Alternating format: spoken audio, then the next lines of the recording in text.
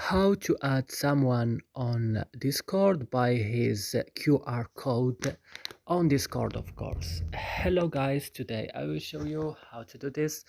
Just watch the video until the end, then make sure that you like and subscribe in this channel. So let's start. The first step, guys, is go into Discord. After this, when Discord is opening, you will just go here and click. Then you will go to scan QR code.